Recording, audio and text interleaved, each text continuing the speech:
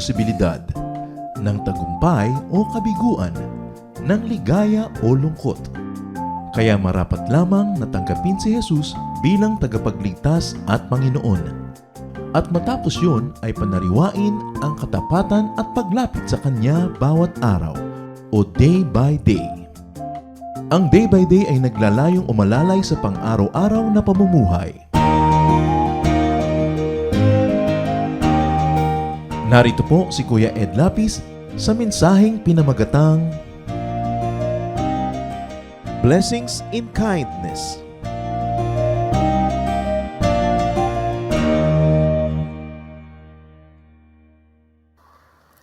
Ephesians 4:32. Be kind and loving to each other. Bakit mayroong mga mababait? Bakit patuloy silang mabait at kahit ano pa ang abutin nila, mabait pa rin? Blessings in kindness. Ano-ano ang mga blessing para sa mababait? Blessing na dumarating dahil sa kabaitan at mga blessings na nagpapabait. Panginoon, salamat dahil kayo po ang Diyos ng kabutihan at kabaitan. At sa sandaling ito, kami po patuloy na humihingi sa inyo ng kaliwanagan. Bigyan niyo kami, Panginoon, ng pagkaunawa sa hiwaga at kapangyarihan ng kabutihan at kabaitan.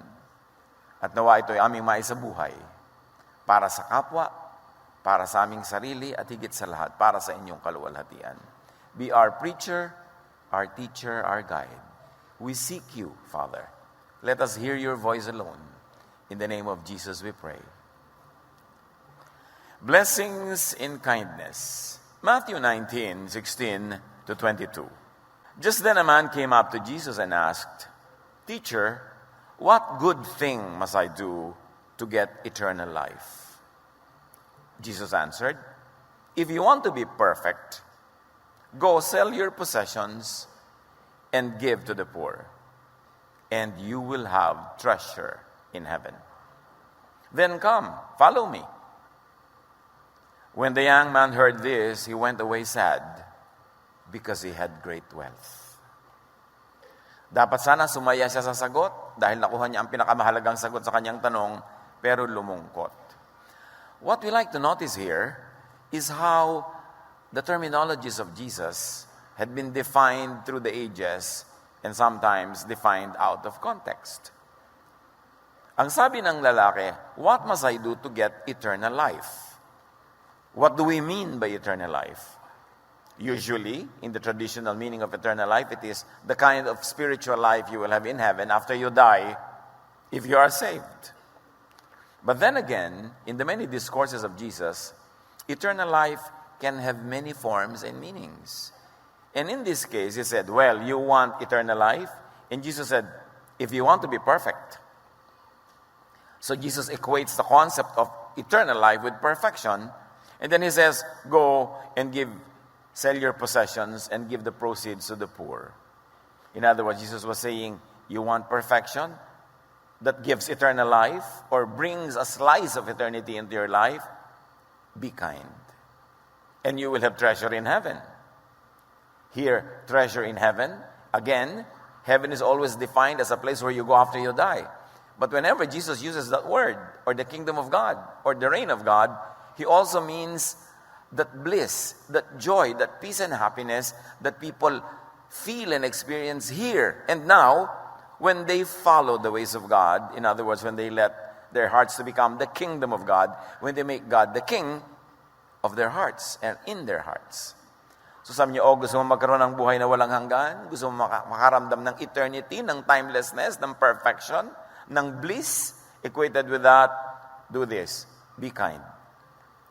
Especially to the needy. Then, pwede ka nang sumunod sa akin. Follow me.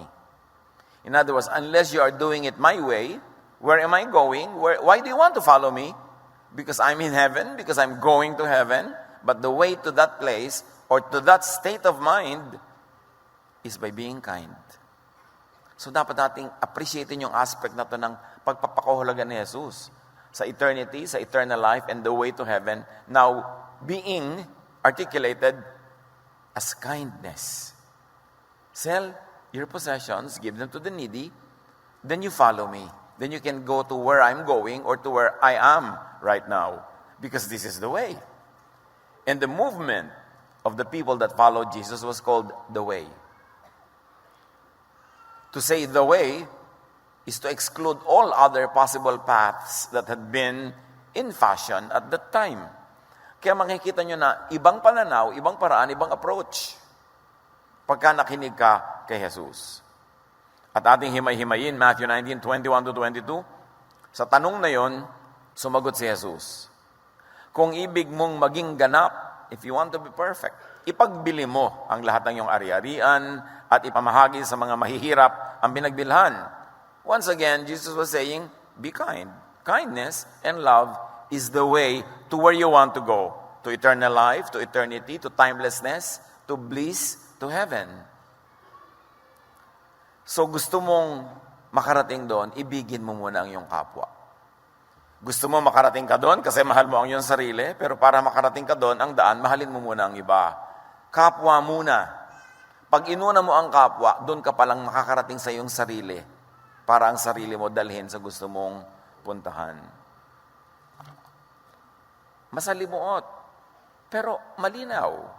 Pagka pinag-isip-isip natin, outside of the boxes that had been imposed on our brains for the longest time, kung anong kahulugan ng conversation na yan. Kasi napakaraming layers pag nagsasalita si Jesus, hindi lang isa.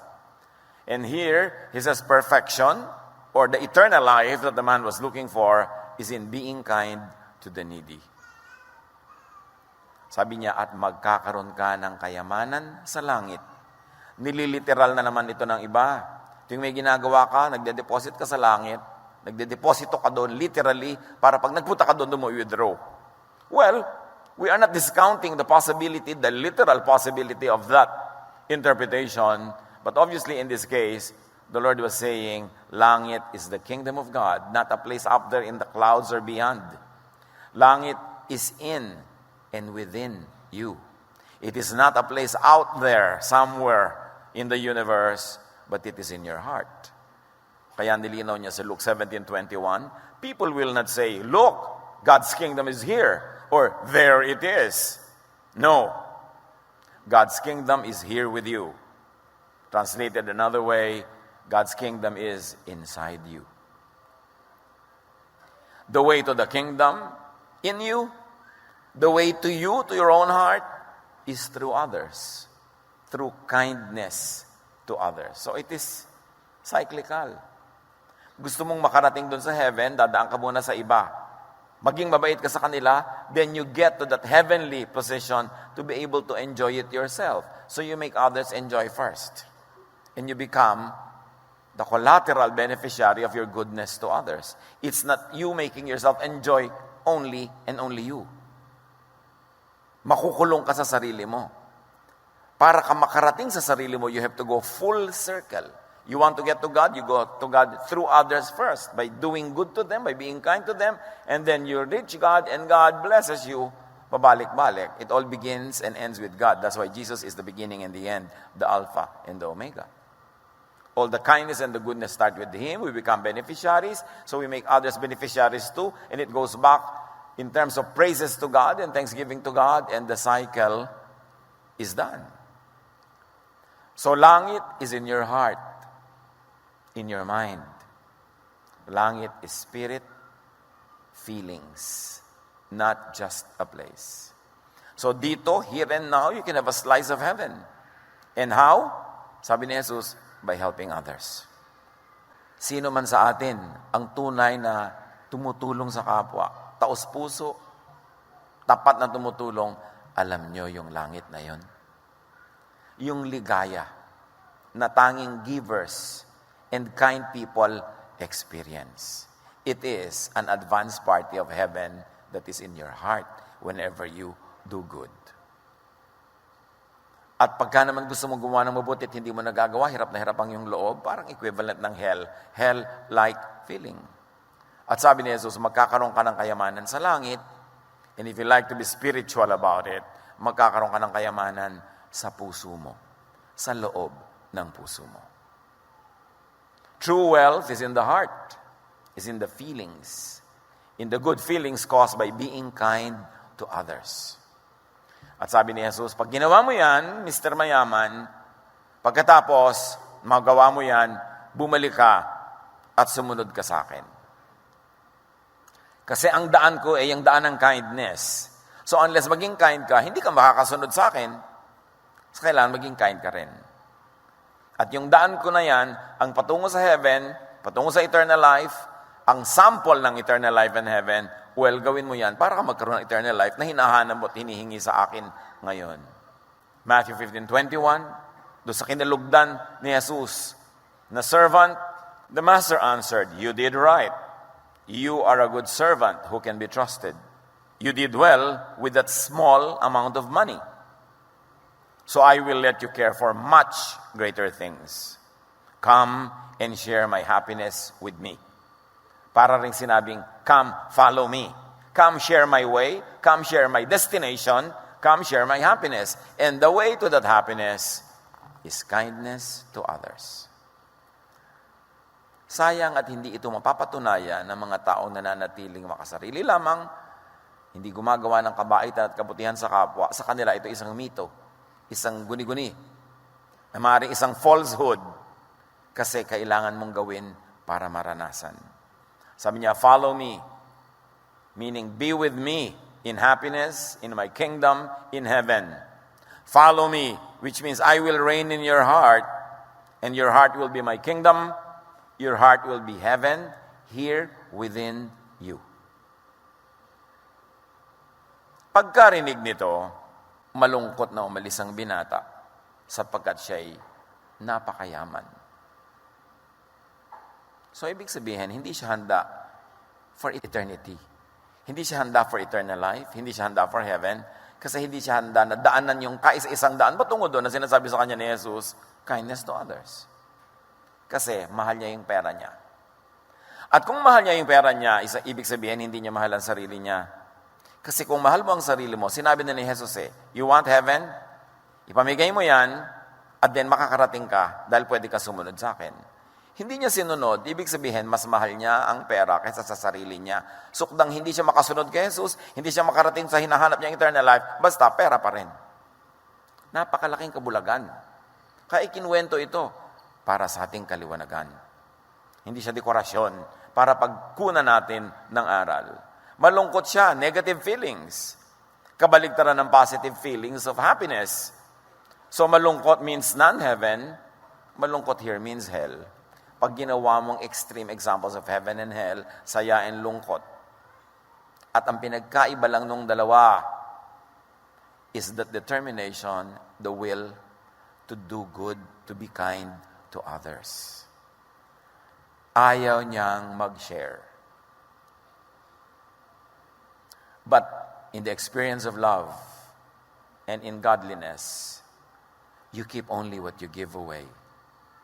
And you lose what you selflessly keep. Parang sinabi ni Jesus, to live, you have to die. Mga extreme examples, cyclical, para mo ma-maintain, kailangan pamigay mo. You want heaven? Give your heaven, your money, whatever you love away, and it comes back to you. That is the law of the universe. The law of balance. Mas mahal niya ang kayamanan niya higit sa kapwa-tao. Which means, mas mahal niya ang kayamanan niya kaysa sa kanyang sarili. Kasi sinabi, love others as you love yourself. So if you don't love others, you don't love yourself. Many times, we do acts that are very unloving because we think we are doing it to be able to love ourselves. But when you do not love others, at the end of the day, you do not love yourself. Because the way to benefit yourself is to benefit others first in a way that will become a collateral benefit to you. But you benefit others first. Pag inuna mo ang sarili mo at puwera sila, wala ka mararating. Because the blessing will not go around, it will only be trapped within you, and it becomes poisonous. Mas mahal na ang kayamanan niya higit sa langit, higit sa Diyos, higit kay Jesus. Hindi totoong ibig niyang sumunod kay Jesus. Kasi hindi siya willing na daanan yung dinadaanan ni Jesus. Hahanap siya ng ibang shortcut. Saan siya dadaan? Jesus is the way, the truth, and the life. Love for others only means putting others first. It doesn't mean not putting yourself in. Uunahin mo lang sila. 1 Corinthians 10:33, tularan niyo ang ginagawa ko, sabi ni Pablo. Sinisikap kong mabigyan kasiyahan ang lahat ng tao sa bawat ginagawa ko. Hindi ko inuuna ang sarili kong kapakanan, kundi ang kapakanan ng marami. At pag inuna niya yung iba, merong himalang nangyayari, bumabalik din sa kanya yung binigay niya. Pero kung hindi niya ibinigay to keep it for himself, he himself will not be able to keep it. He will lose it. You lose what you do not give away. Especially sa love. That's the wonder of love. The more you love, the more you give it away, the more it comes back to you. But the more you love yourself and love others less, the more love runs out. Mas nauubos. Selfishness and kindness is hell. It is not heaven. Kung gagawin nating malacomics yung illustration ng heaven and hell, eternal life, and punishment, yun yung nasa kwento na yun. Pero alam niya na yun ang sinabi ni Jesus, hindi pa rin siya nakinig. Ano ang blessings in, of, and for kindness? Marami. One, kindness is easy or easier for the brain. Ang dami ng naging scientific studies on the effect of emotions, on the effect of our behavior, on the brain, on our way of thinking, and that affects our physical health. And one of the findings is that kindness is easy for the brain. Humans are social beings. We succeed more easily by cooperating with fellow humans and with nature. Now, kindness is hardwired into our brains. That is what many of the scientists conclude. We were created by God to be kind. Natural, God ang nag-design sa atin eh. We were designed to be kind. That's why it takes more effort for our brains to be unkind than to be kind. Isipin niyo mga kapatid, meron kayong gustong gawing kabutihan. Meron kayong gustong gawing kasamaan. Gusto niyo magbigay, dito gusto niyo lumamang, magnakaw, makaisa. Saang side kayo mas mapapagod mag-isip? Nakakapagod mag-isip na manglamang. Nakakapagod na mag-isip na makaisa, na makapagnakaw, makapanloko. Kasi kailangan iplano mo lahat. Aagawan ko ang mga kapatid ko ng mana. Ano magagawin mo? Kailangan yung bangkay na kamay ng nanay mo. Patatakin mo doon sa deed of sale. Di ba? Kailangan mag-produce ka ng deed of sale. Kailangan marami kang kasinungalingan na gawin. O, gusto mong dayain ang asawa mo, meron kang affair, ang daming planning niyan. Mga planning ng uwi mo, planning ng mga bakasyon mo, na ninanakaw mong oras, ng ninanakaw mong pera, para maibigay sa kanya. Ang daming planning. Samantala ko, ang plano mo lang, maging mabuti sa asawa mo, ang simple no, relax ka lang. O, ito lahat. Tapos ang kwento.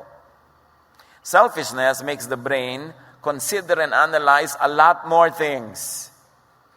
Because selfishness and evil has to be planned to succeed. Selfishness makes the brain work hard or harder. In other words, selfishness is stressful.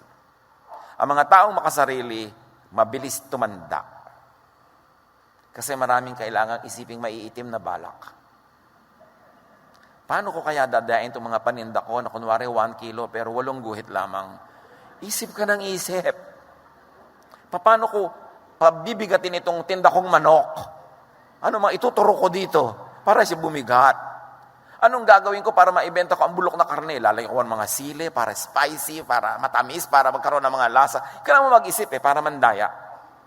Pero kung mabait ka lang, o okay ka lang, wala ka masyadong pinag-iisip. Meron pa nga isang tindera, may bumibili sa kanya ng kamatis. Sabi niya, sa kabila ka bumili kasi bagong galing siya sa palengke, yung kamatis ko kahapon pa. Ang haba ng buhay ng tinderang ito. Kasi wala siyang daladalang guilt, wala siyang daladalang mga atraso sa kapwa. Kasi mabait. Maraming isipin na makasarili yung unkind. Hindi tahimik ang buhay niya. Yun palang hell na eh. Yung gumawa ka pa lang ng mabuti, wala kang kailangang itago, heaven na yun. Mahirap na may itinatago. Matthew 5:43, narinig yung sinabi, Ibigin mo ang iyong kapwa at kamuhian mo ang iyong kaaway. Yan yung paraan ng mga Hudyo nun eh. Pero sabi ni Jesus, no, no, no, no. Ito naman ang sinasabi ko. Ibigin ninyo ang inyong mga kaaway at ipanalangin ninyo ang mga umuusig sa inyo. So alin sa dalawa ang magbibigay sa iyo ng kapayapaan? Yung kinakabihan mo yung kaaway at minamahal mo lang yung kaibigan, o mahalin mo na lang lahat. Patawarin mo lahat, ipanalangin mo lahat. Mas madali yun. Wala ka ng galit na aalagaan. Wala ka ng mga babalakin na paghihiganti. Hindi ka na hypersensitive. Marami kang pinapalampas. Kaya yung way ni Jesus, sabi niya, I am the way. Sabi niya, my yoke is easy, my burden is light. You will find rest for your souls. Sa kabaitan ng kapahingahan, hindi sa unkindness. Unsociable individuals are disadvantaged. Yung mga hindi marunong makipagkapwa, hindi marunong makitungo, hindi marunong makihalubilo, yung mga makasarili, they are weak. Why? Because struggle is a fact of life. And sociability and cooperation are equally important to be able to make it through the night. Mas mabuti sa atin na tinutulungan at tumutulong kaysa mapag-isa ka lang. Kindness is present even in nature. Pag pinag-aralan natin yung mga animals and plants, meron tinatawag ang mga biologists na survival of the selfless. Ibig sabihin yung mga marunong makipag-cooperate sa kapwa halaman, sa kapwa isda, sa kapwa kung ano man, mas malaki ang survival rate mo doon. Yung mga hunter dogs, they're able to hunt when they hunt in packs. Yung grupo-grupo sila. Bakit ang mga isda sama-sama mag-swim? Ang dami-dami kasi kinakain sila ng ang daming malalaking isda. So may makain man sa kanila, as a species, as a group, tuloy pa rin ang buhay. Hindi sila mauubos. Kasi busog na yung kumakain, nandun pa sila, ang dami nila eh. Kaya mabuting sama-sama. Merong ganun. Sa mga puno, pag tumingin kayo sa ibabaw ng puno, lalo sa gubat, ganito makikita nyo, wala mga leaves na nagpapatong-patong. Kanya-kanyang area yung mga puno. Area ko to, area mo yan. Kaya mapapansin nyo, kahit sa garden ninyo, pag may halaman dito, may tinanim kayong iba, lalayo siya ng konti, hindi siya makikipagsiksikan. Kasi marunong sila mag-cooperate. O share tayo ng space. Dito ako, dito ka, may hangganan ako, may hangganan ka.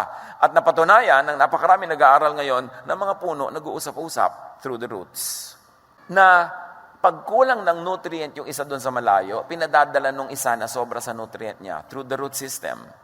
At yung mga mumunting mga buhay na mga nakatira sa kanilang mga paligid, tumutulong din sa kanila para sila mga buhay.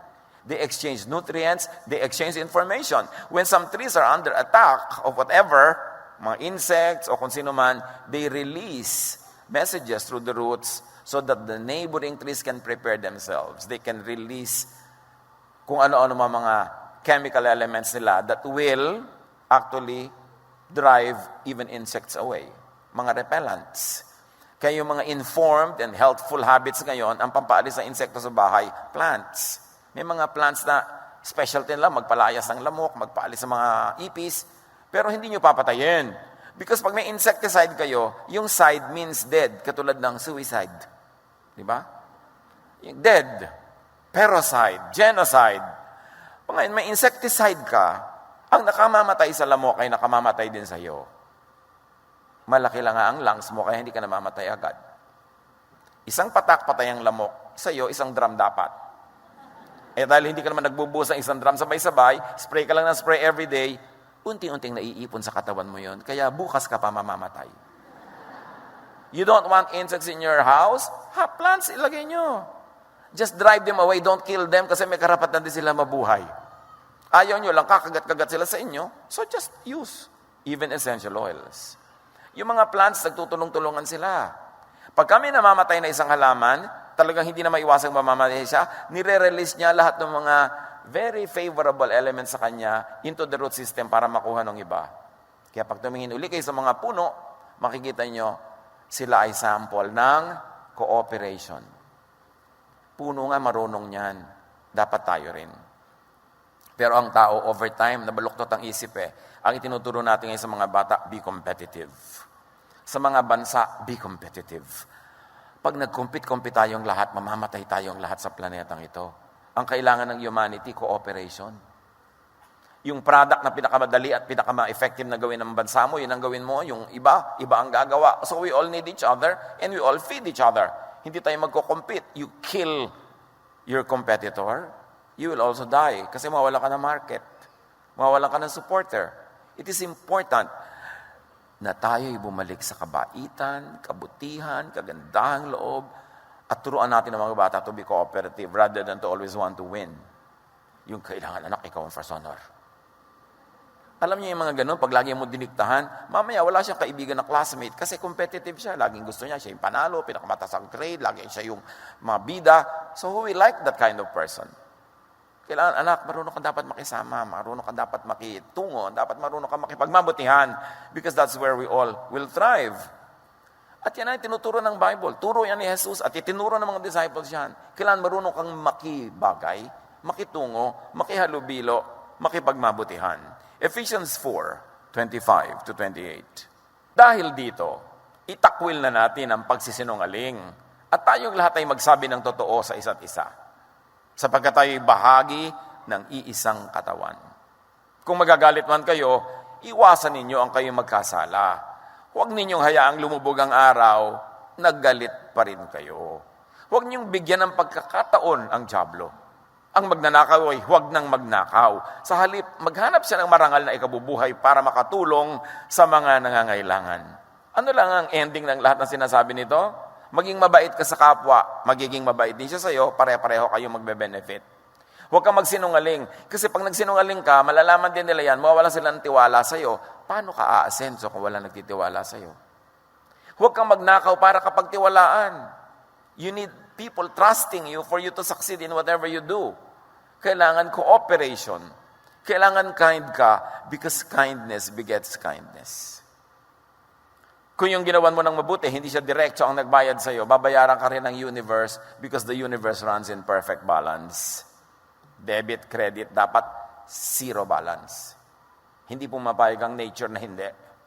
Kaya huwag kang magdamdam kung may ginagawa ka ng mabuti, hindi ka binabayaran. Una, kaya ka nga nakagawa ng mabuti sa Kanya, nauna na ang Diyos na nag-advance sa iyo eh. Ano naman ang ibibigay mo sa Kanya kung walang naibigay na una sa iyo ang Diyos? So kahit hindi Kanya binayaran, actually, ikaw yung nagbayad, ikaw yung nagsukli sa binigay sa iyo ng Diyos, sa iba mo lang nga binigay. Huwag sumasama ang loob mo. O hindi Kanya diretso binayaran, hindi siya nagpasalamat, wala siyang kwentang bigyan, God will find a way for the appreciation to go back to you. Huwag mo yung problemahin. Ang atupagin mo, maging mabait. Maging mabuti. The teaching is always kindness to one another. And it creates your own happiness. Now, kindness is healthful for the brain. One, because as we have said, it doesn't make your brain work so hard. Researchers have found out that people who donated kidneys to total strangers had a very distinct brain shape. Brain composition.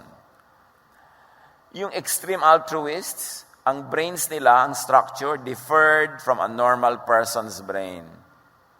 And the brain structure of the very, very kind are the opposite of a psychopath's brain. Alam niyo yung mga psychopathic people? They have less or no compassion at all. No? Iba ang shape ng brain nila. At nako-compare na ngayon ang shape ng brain ng mabait at ng hindi mabait. Pakisilip nyo ang brain ng katabi nyo kung meron kayong x-ray eyes. Kasi nakikita na. People who have less compassion, no compassion, who are cruel, iba ang shape ng brain. Ang tanong, yung bang mababait, mabait talaga kasi likas ng gano'n ang shape ng brain nila? Yes, pwedeng gano'n. Pero merong dahil sa practice ng kabaitan, kahit psychopathic yung shape nila noon, naiiba dahil sa ginagawa nila. You sow a thought, you reap an act. So an act, reap a habit. So a habit, reap a character. Gusto mo ng ganong character? Simulan mo sa ganitong thought. Gawin mong action, gawin mong habit. Mamaya, character mo na yon, nare-reshape ang brain. Kaya ang sabi ng Romans 12:2, do not conform to the pattern of this world, but be transformed by the renewing of your mind. Then you will be able to test and approve what God's will is, His good, pleasing, and perfect will. And the will of God is that we all be kind. So kung meron tayong mga natural tendencies to be unkind, kalabanin nyo yan, baligtarin nyo with action. Iniisip mong sampalin yung katabi mo, i-facial mo. Baligtarin mo yung tendency.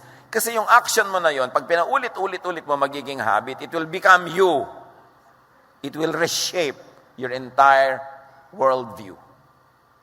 Your value system. So either likas ka ng mabait, at kung hindi likas, magbait-baitan ka muna. Pwede yon. Paulit-ulitin mo lang, hanggang magising ka isang araw, ay, ang bait ko na pa talaga, normal na to. Nangyayari yon. May pagbabago talaga pag sumusunod tayo sa kagustuhan ng Diyos. Huwag niyong susundin yung negative nature. Kasi meron din tayo nun. Ang sundin niyo yung positive. Huwag niyong susundin yung udyok ng kadiliman. Ang sundin niyo yung guidance ng liwanag. Now, kindness is the way to happiness, not unkindness.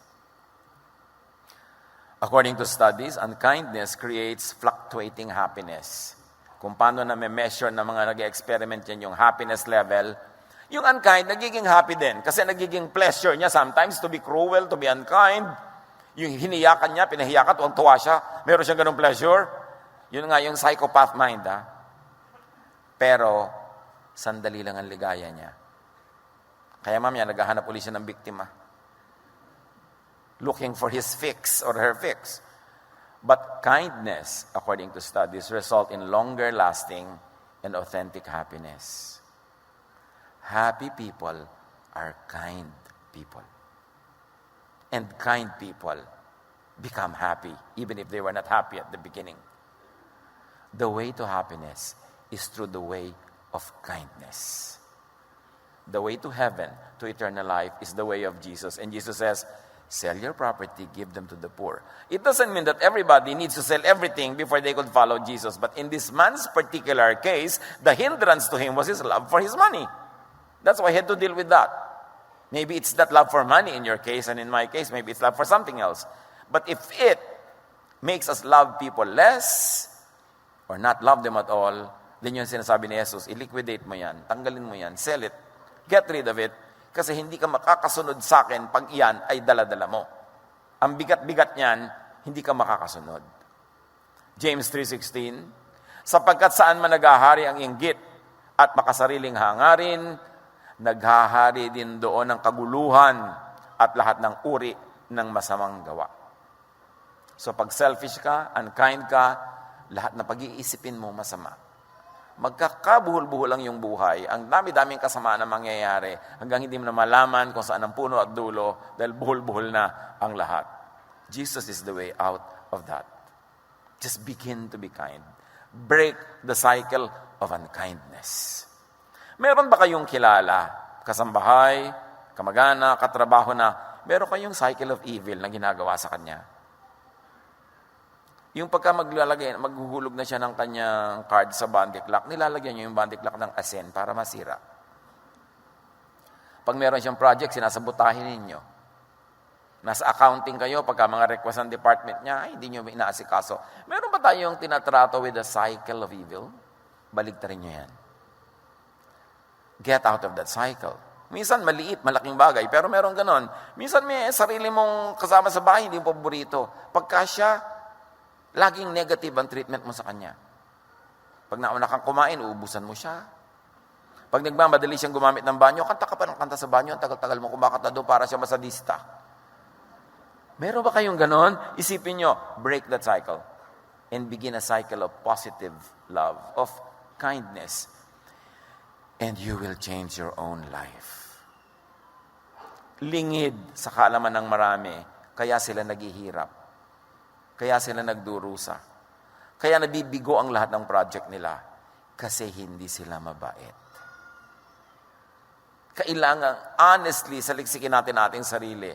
Mabait ba ako o hindi? O nagbabait-baitan lang ako? O talagang hindi ko nga itinatago, talagang hindi ako mabait. Siyasatin natin. Kasi ang sabi ni Jesus, you want paradise? You want eternal life? Be kind. So if you're not enjoying this paradise, here in your heart, ibig sabihin, may unkindness. Kasi yun ang itinuro ni Jesus na dahilan. Come on, isipin natin. At huwag tayong mag-deny. Lahat tayo nananalamin sa harap ng salita ni Jesus para tanggalin ang mga dumi na ating mukha, hindi para lalo itong takpan. At yun ang magdadala ng pagbabago sa ating buhay. Yung iba sasabihin, alam mo, malas-malas ko sa business. Mabait ka ba? Kailangan mabait ka. Baka naman sobra kang bait. Talagang hindi ka naniningil na nagbabayad. Malulugi ka rin nun. Kasi dapat, love others as you love yourself. So, love mo rin yung sarili mo. Hindi ka naman nagpapaapi. Hindi ka nagpapakawawa. Hindi ka nagpapadaya. Hindi na ibig sabihin ng kabaitan. Love others as you love yourself. Pantay lang. Philippians 2, 1-4. Do nothing out of selfish ambition or vain conceit. Why? It will lead you to isolation. Pag mayabang ka, mapagmataas, ma-isolate ka. Remember, in humility, value others above yourselves. There, malalove ka nila, magugustuhan ka nila, kasama ka sa circulation, magsasucceed ka. Not looking to your own interest, but each of you to the interest of the others. Kasi pag inuna mo sila, uunahin ka rin nila, so pare-pareho, there's a cycle of goodness. Cooperation is what Jesus teaches us and His disciples teach us. Kindness always wins. Kindness never goes unpaid. So, pero ang kind ko po, bakit walang nagsusukli sa akin? Well, nauna ng kind sa'yo ang Diyos, so ikaw na lang nagsusukli. So, huwag ka na maghanap ng iba pang sukli. Nagbabalance ka sa pagbibigay dahil nakatanggap ka na eh. Kung may expect ka pa, ibabalik pa sa'yo.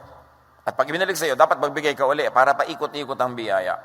Kindness is rewarded with an overall health of goodwill, of good deeds, peace of mind, which leads to health, which leads to wealth. Kasi kung magaling ang takbo ng utak mo, magagaling ang takbo ng negosyo mo, ng hanap buhay mo, health can bring wealth. Now, it has been found in studies that people who volunteer to help others lose weight, have lower cholesterol levels, blood pressure, and lower incidences of heart problems. In other words, everything being equal, everything being equal. Kung minsan naman kasi merong factor na magne-negate nitong result na to. Pero everything being equal, in a laboratory controlled situation, people who volunteer to help others live longer. Pero pag sabi mo, bakit po yung nagva-volunteer, nasagasaan, namatay agad? Sabi ko nga, everything being equal. Hindi naman lahat nasasagasaan eh. Kasi kung sasagasaan mo siya, sagasaan mo rin lahat. Para everything being equal. But everything being equal, studies show again and again that people who are kind live longer. Bakit nga hindi? Tahimik matulog, tahimik ang loob, payapa. Pag kumakain, natutunawan, hindi siya nagkaka-indigestion. Subukan nyo nga galit kayo, kumakain kayo. Hindi kayo makakatunaw na pagkain nyo. So talagang helpful habit to be kind. Proverbs 28:27, those who give to the poor will lack nothing. But those who close their eyes to them receive many curses. And of course, one of the curses of closing your eyes to the needy is guilt. Whether you are in denial that you are guilty, you will still feel it or your body will suffer from the feelings of guilt. Mahirap to live with guilt. Gawin nyo yung mabuti, ang sinasabi na inyong budhi, kesa ignore natin yung budhi at ang ating katawan ang nagdurusa. Kindness multiplies. Kindness spreads and leads to a chain reaction of other acts of kindnesses. Kaya yun ang magandang atmosphere. Sa bahay nyo, mga kapatid, is it a climate of kindness or unkindness? Nawa, kindness. Gawin nyo pang kinder. Gawin nyo pang kindest. Ngayon, kung unkindness yung climate, you be the agent of change. You be the instrument of God. Reverse that climate. Reverse that cycle by doing acts of kindness.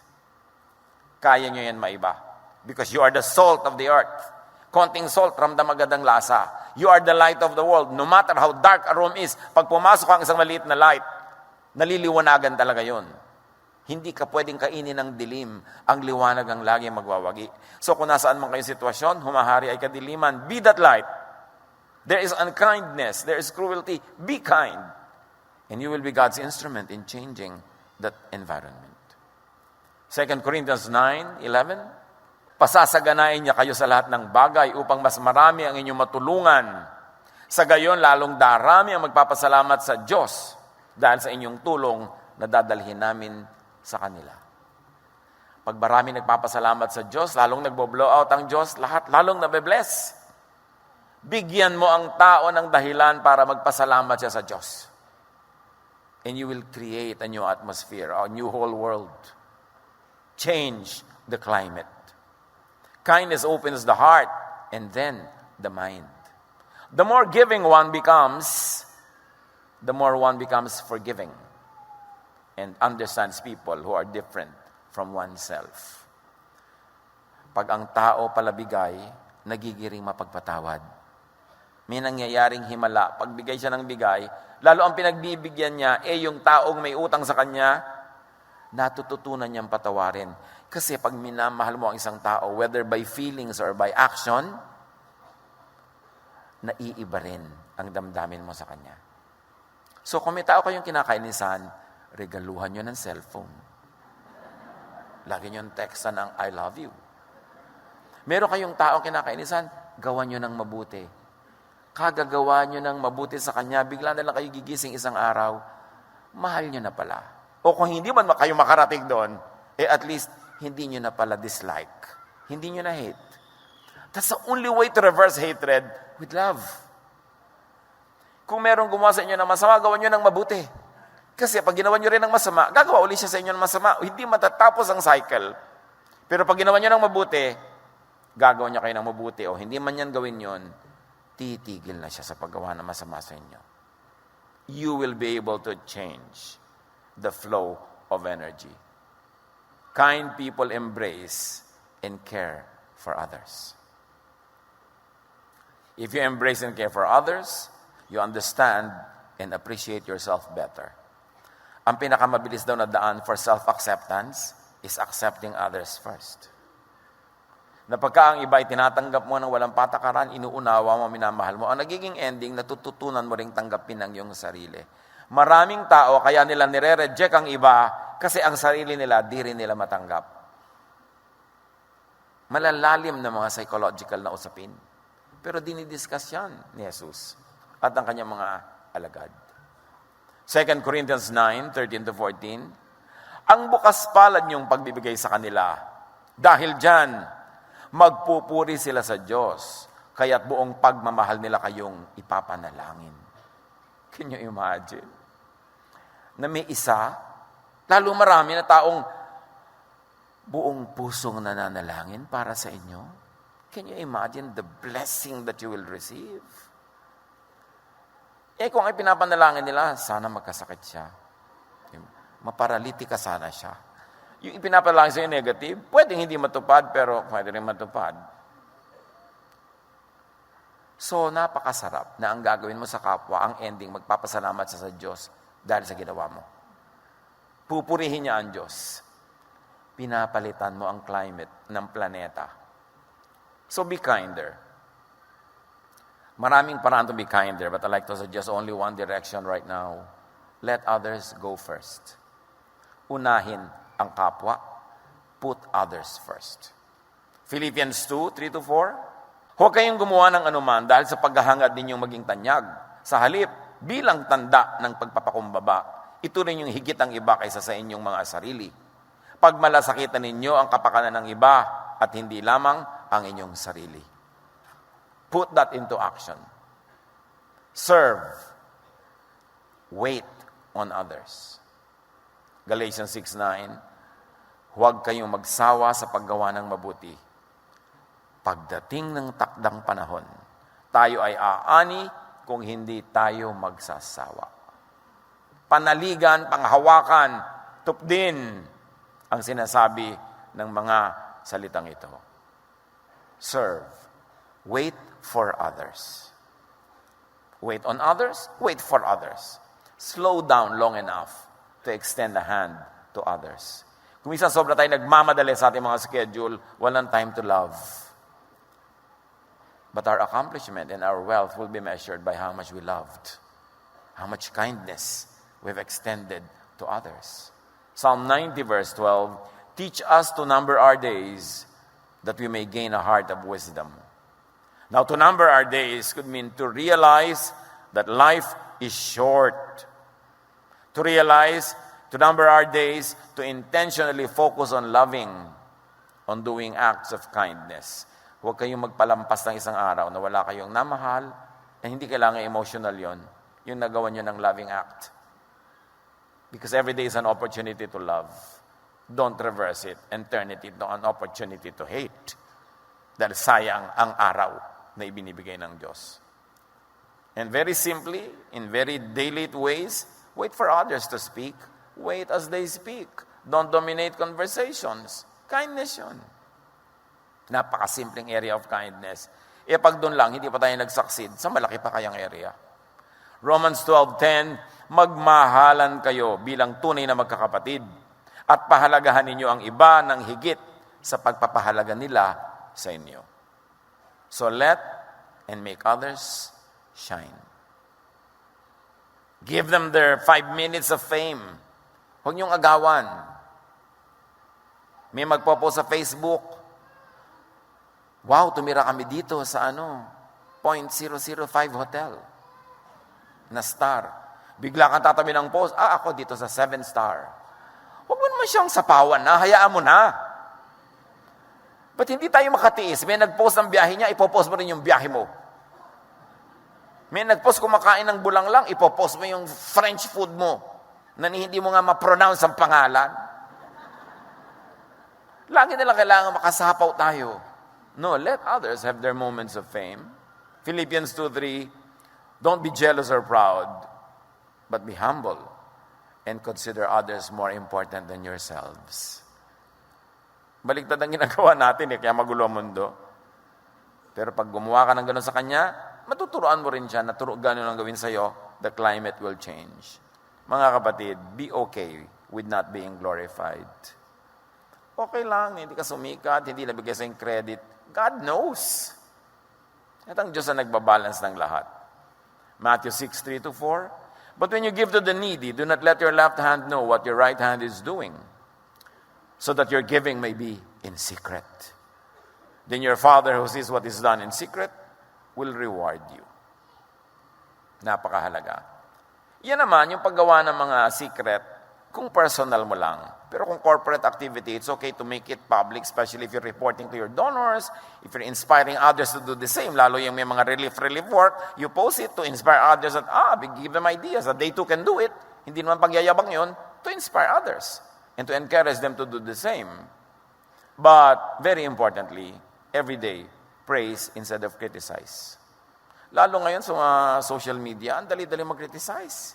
Ang dali-daling bumasag ng kalooban, ang dali-daling sumugat ng loob sa mga salita, careless words that we say.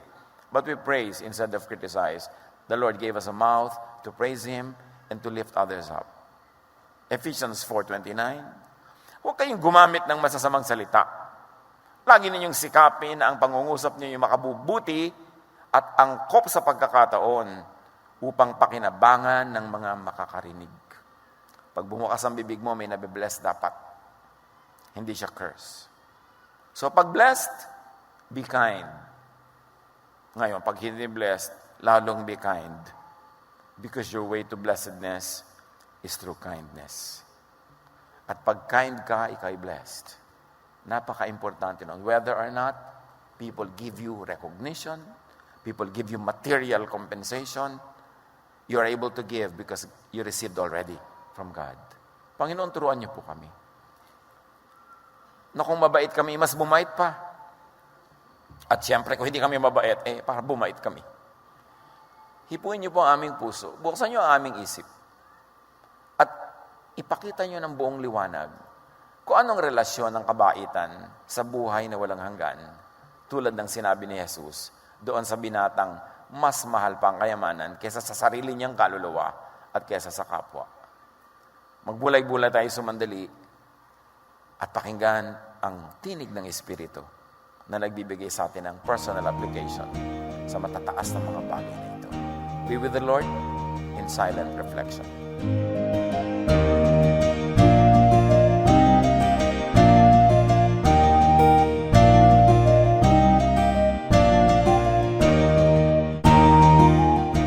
Ang katatapos pong mensahe ni Kuya Ed Lapiz ay pinamagatang Blessings in Kindness.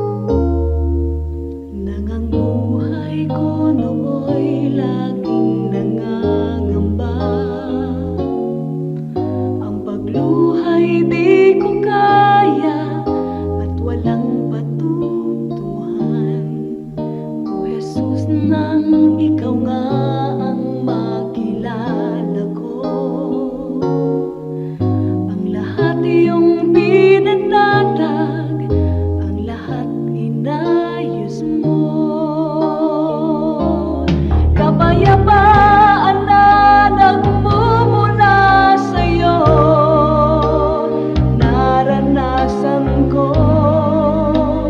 dito sa buhay ko. Kapayapaan noon pa may hinihintay, aking Panginoon sa aking buhay.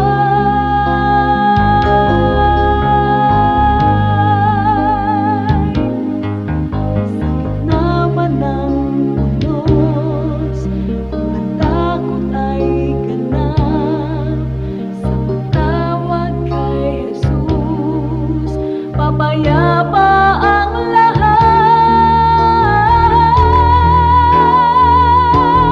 Kapayapaan na nagmumula sa'yo, naranasan ko dito sa buhay ko. Kapayapaan na aking hinihintay, aking Panginoon sa aking buhay,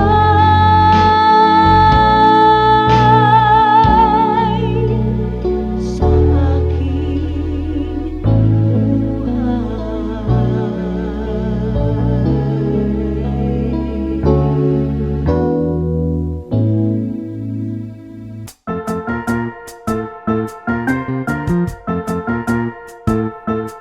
Oras na po para pansamantalang magpaalam ang programang Day by Day. Tayo po'y magsama-sama tuwing ika-6 hanggang ika-7 ng umaga, araw-araw. Magandang umaga po at mabuhay ang Panginoong Hesus!